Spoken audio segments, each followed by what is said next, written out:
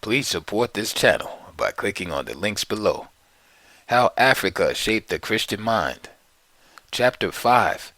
Temptations. Tilted Historical Predispositions.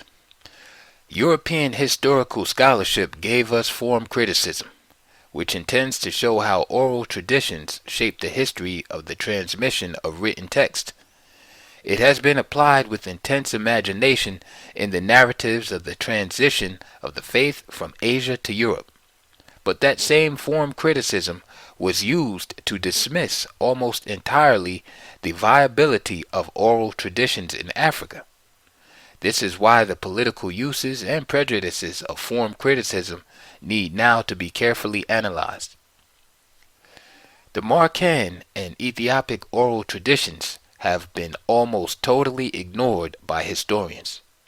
But the same historians do not require text when they apply form critical criteria to the study of the New Testament. There, they are intensely interested in oral tradition. In Africa, suddenly the rules of the game change, and oral tradition is ruled out. The irony is that while digging into every conceivable speculative aspect of oral tradition in the Greco-Roman world, European form critical scholarship has become systematically blinded to the oral traditions of Africa.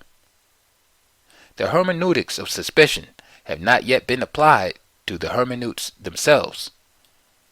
The embarrassing fact is that some of these deep African oral memories, still lacking text, are benefiting from the discovery of valid archaeological, textual, and paleographic correlates.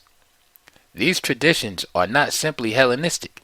They are Coptic, a distinctly different language and culture. They are Orthodox, Ecumenical, and consensual Christianity taking root on the African soil into the full reaches of the Middle and Upper Nile. Similar communities took root in the valleys and sands of Libya and the mountains of the Maghreb, of Numidia, and the great stretches of Mauritania all the way to Tangiers. The spread of Christianity straight across North Africa appears to have been very rapid. From the start of the 3rd century, Tertullian was aware that Christians were being persecuted in Mauritania. The bishops of Mauritania took active part in general African councils at Carthage. Bishop Quintas is explicitly called a Mauritanian. By the 3rd century, Caesarea Mauritania, Churchill, had a Christian community whose cemetery goes back to the persecution of Septimius Severus. Taipasa, on the coast of western Algeria, has necropolis evidences and 3rd century votive inscriptions showing a Christian presence there in pre-Constantinian times. The African oral traditions of the Upper Nile Valley, with the exception of the heterodox Gnostic text, have not been seriously investigated in either Europe or the Americas. The door is open to African scholarship to re-examine these challenges. These studies must not proceed in a chauvinistic Afrocentric way, but on the basis of the best evidences of historical and paleographic inquiry. The time is over for fawning subservience to European historical skepticism that is unwilling to grant validity to corroborating evidences of early Christian African oral traditions while giving them great weight in early Christian Europe. If the flow of intellectual history in early Christianity was from south to north, then many questions of Western history need to be re-examined. The early African texts and exegetical traditions, with their philosophical, catechetical, and liturgical wisdom, entered into the standard assumptions of medieval European teaching. If Africans forget that these ideas were first refined and developed out of Africa, they put themselves at an unnecessary disadvantage. It is incorrect to portray Africa to the world as if Africa has always been a bit lacking in intellectual toughness and slow to awaken to Western achievements. The irony is that these Western achievements themselves have often been profoundly indebted to Africa before they became accepted in Europe. A cruel trick has been played in tilted reporting of Africa's contributions to world history. Ancient Christian text and exegesis have been left entirely out of it. The Catholic limits of Afrocentrism. Whenever Protestants use the term Catholic, they brace a little, less so now than a few decades ago.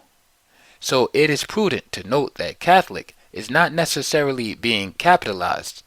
It refers to that universally shared faith held by all believers of all times and places. To focus on Africa might at first seem to convey a certain indirect offense to ecumenism, to the universal scope of the truth, to the Catholicity of the Church, and to the wholeness of global Christianity. It would be an offense against Catholicity to treat Africa as the one and only source of all Christian consensual teaching of all periods and languages. That could end in a narrow Afrocentrism that has had unhappy and pretentious results. Afrocentrism must be rejected as an ideological bias contrary to the Catholicity of the faith. But if important contributions have been missed precisely out of ignorance or biased assumptions, then there are due some proportional correction. So if the distinctly African fruits of Christian teaching have been missed, then they must be replanted and cultivated anew from the original seed, the early African Christian writers, born and immersed in African cultures.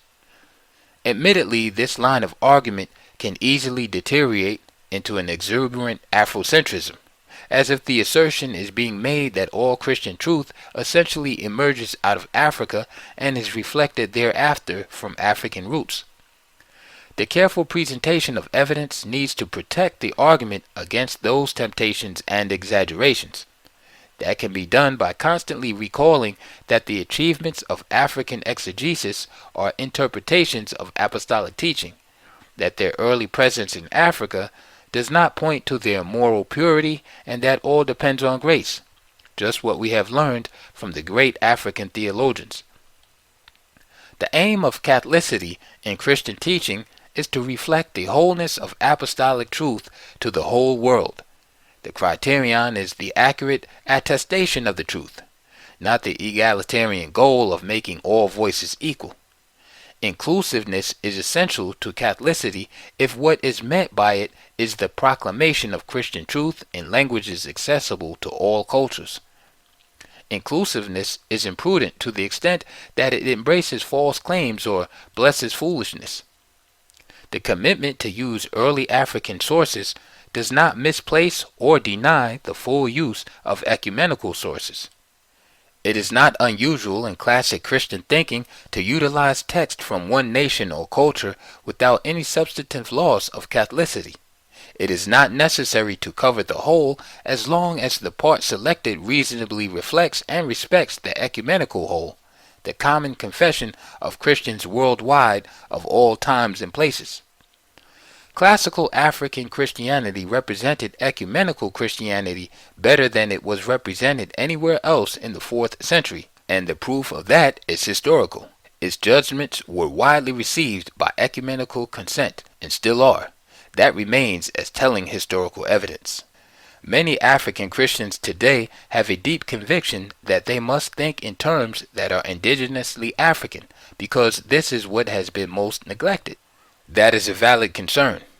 Christianity meets the criterion of indigenous or traditional African religion since it has 20 centuries of sustained presence in Africa. But length of tenure is not at the heart of what motivates the recovery of African Christian orthodoxy. In fact, orthodoxy knows that it is a false teaching to become fixated on a part of the wholeness of the faith so as to ignore the whole history of revelation. This is precisely the definition of heresy. If the brilliance of the Cappadocian teachers had been only cursorily investigated, or had their great influence not yet been recognized, they too would need the kind of massive restudy of evidence that is now called for in Africa. But Cappadocian teaching has indeed been well studied. Now it is Africa's turn. The hunger to reunite the ancient and modern versions of Christianity is growing in Africa. This comes from the heart of orthodoxy itself, which yearns for the current reappropriation of ancient apostolic truth. The recovery of African Christianity seeks both its own unique identity and to be at the same time a full participant in the whole of world Christianity. The new yearning to recover ancient African text seeks to correct a prevailing imbalance that has contributed to the African Christian crisis of identity. It seeks now to provide the sources and arguments through which Africans can affirm their distinct Africanness without denying their historic participation in the ecumenical whole. If Africans were saying that they want their sources to come from Africa alone and not from anywhere else, then that would be deficient in the Catholic spirit. But this is not the direction of African expectations. They seek a fair hearing for valid arguments based on evidence. African intellectual history represents the first major blossoming of the Christian mind. The blossom would not occur without the plant. It occurs in its own time and place, Africa. If a slow-growing plant has a spectacular blossom, at that moment it displays the beauty of the whole organism, which is ecumenical Christianity. The blossom is African intellectual brilliance. The blossom cannot be detached from its roots, for then it dies. Its roots are the apostolic witness in Africa. Without the previous stages of preparation of the nations and the covenant people, there would be no blossom. The timing of plant growth within its ecosystem must be respected. It would be absurd to curse a beautiful blossom merely because it was slow in growing. That would say more about the dismissive party than about the plant. To detach Egyptian and Numidian Christianity from Africa is to detach the blossoming of the early Christian mind from its context. Ignoring African sources. The prevailing habit of mind is to dismiss these early African writings on the grounds that they are not really African. They're Greek, they're Roman, they're imports. Africans have colluded in this forgetfulness to their own harm. Two major problems accompany this habit. One is that it tends over time to become well-nigh racist by systematically neglecting African sources. The second is that it deprives Africa of its most authentic voices that express the best of its true intellectual history. A few would say that you cannot have an African voice unless you have a particular skin color. Most African Christians, whether from the Coptic North or the Sub-Saharan South, do not want to go in that direction. To assess truth by skin color is hazardous and has a long history of abuse. Stop and reflect. What is the reasonable answer to those who hint that Christianity is not very African and never has been? Before prematurely dismissing this charge, it is wise to remember that there is a whole body of literature from Edward Blyden, 1832 to 1912, the father of Pan-Africanism, on down, that would argue that what is commonly called African traditional religion is just not compatible with Christianity. Yet the sweeping flow of African Christian missions is evidence enough of the fact that vital scriptural Christianity has in fact found a true home deep in Africa for a much longer period of time than has modern capitalism or Marxism or secularism. The evidence overwhelms all ambiguity. The assumption that there is a fundamental incompatibility between African traditional religion and Christianity has been proved wrong by literally millions of living African Christians. What may be more needed is a redefinition of African traditional religion that includes both Christianity and Islam, assuming that religions that have sustained over a millennium of continuity surely must be called traditional. The cost of forgetfulness. From its first century, Christianity has found Africa receptive to the good news.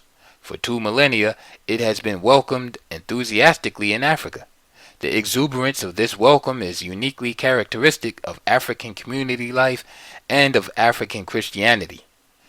The pre-Constantinian Christian intellect apparently found a richer thought environment in Africa than elsewhere.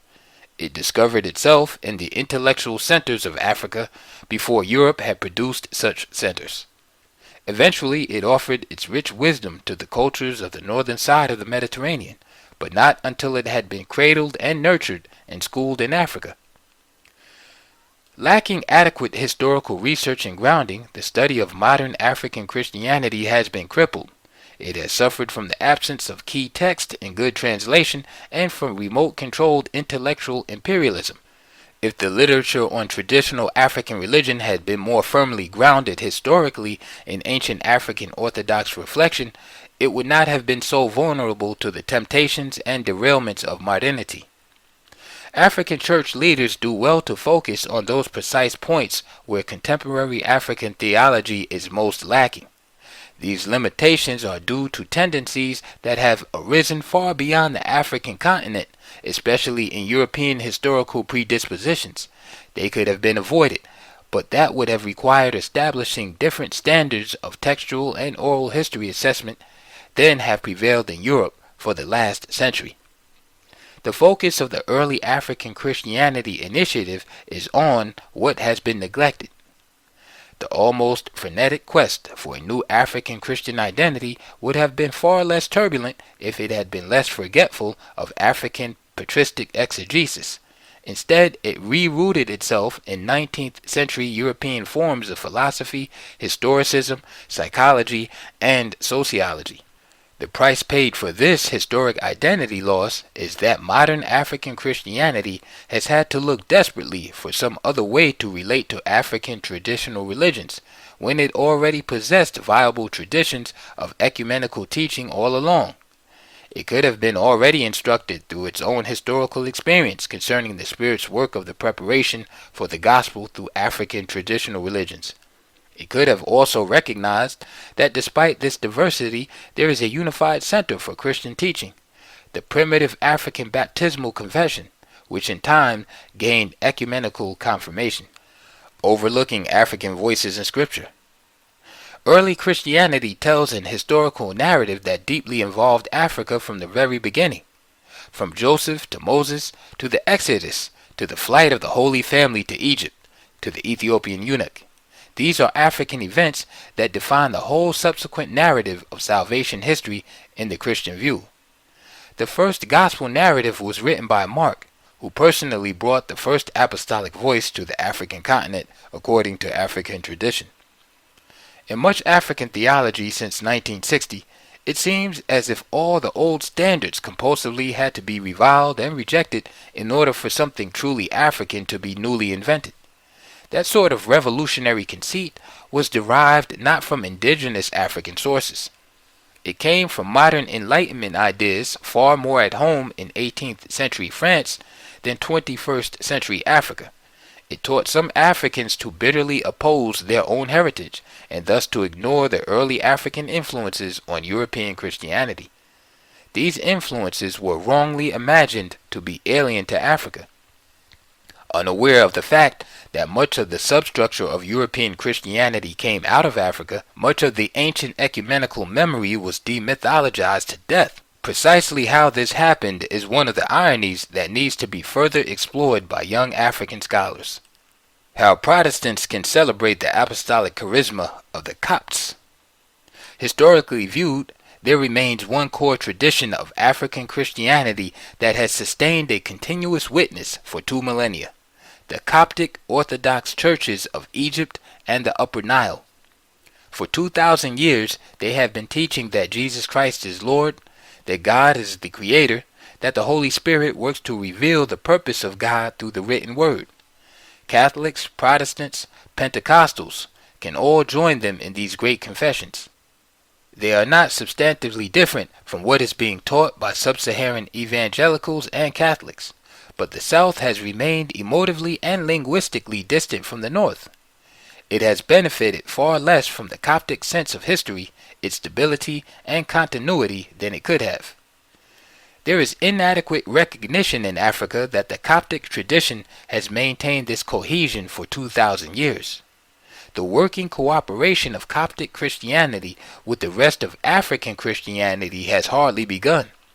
Charity, patience, and empathy are required to overcome the distance. There is a will to overcome the distance. It can be overcome, and in a few places is already being overcome. But it has largely gone unnoticed.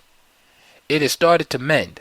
The central confessions and liturgies and prayers and scriptures of the Coptic tradition were once closely shared with both the Byzantine and Latin traditions of Africa by both the ancient sees of Alexandria and Carthage.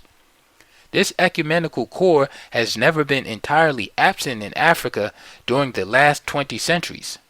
This core is largely identical with early consensual African Christianity. It has remained intact in global Christianity and now is gradually reawakening in Africa with full vitality. Aside from the Copts, classic Christian testimony has reappeared in different forms in the Counter-Reformation Portuguese and French missionaries of the 16th century and following, and then in different apparel in the Protestant missions of the 19th century and following. In neither case did this reappearance imply that something entirely new was being introduced for the first time to Africa, for it was already profoundly African in its scriptural and patristic substructure. That premise is what needs to be thoroughly unpacked. Reconnecting Black Africa to the historic center of Coptic Christianity is crucial to the recentering of African Christianity.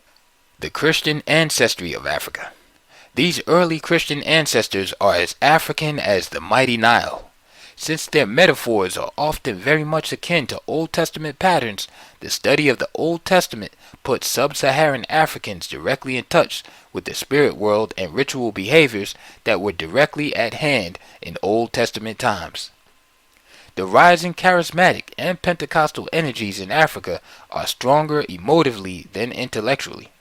They may not sufficiently sustain African Christians through the Islamic challenge unless fortified by rigorous apologetics.